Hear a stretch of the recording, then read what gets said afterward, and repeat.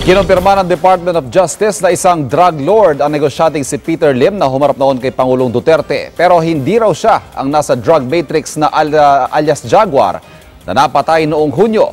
Nakatutok si Lia Manyalak del Castillo, exclusive.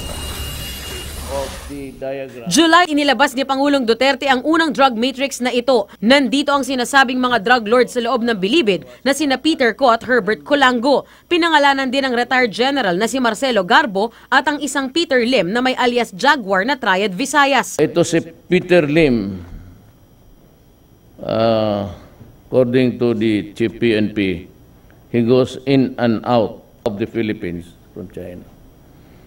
Now, if he has friends here, sabihin mo sa kanya, the moment he lands at Naya, he will die. Makalipas ang ilang araw, nagkita sa palasyo sina Duterte at Lim na minsang naging katuwang ni Duterte sa isang kasal. Nagpunta rin si Lim sa National Bureau of Investigation. I'm innocent.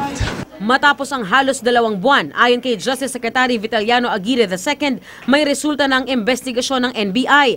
Ang Peter Lim daw na nakipagkita kay Duterte ay ang Peter Lim nga na sangkot sa operasyon ng iligal na droga. Inimbestigahan pa rin siya eh. Because? Well, because he is also involved in drugs. Yun lang, sabi ni Aguirre, mukhang may mali sa drug matrix, kung saan sinabi na si Peter Lim ay si Jaguar. Ang sinasabing Jaguar kasi na si Jeffrey Diaz ay napatay sa isang drug operation sa Las Piñas. Apparently, hindi nakafocus dun ngayon ng any investigation. Kasi nga talagang namatay na si Jaguar eh. Pero sir, yung Peter... Kasi ang akala natin yung Peter Lim, that's Jaguar. Pero apparently, Jaguar is Jaguar na namatay noong January 19. I will remind the NBI kung report to me kung mayroong ongoing investigation doon. Sa investigasyon, lumalabas na negosyanteng taga Cebu si Peter Lim na isang Chinese citizen. Ito rin daw ang Peter Lim na humarap sa investigasyon ng Kamara noong taong 2001 patungkol sa illegal drug trade. Lia Manyalak del Castillo, nakatutok, 24 oras.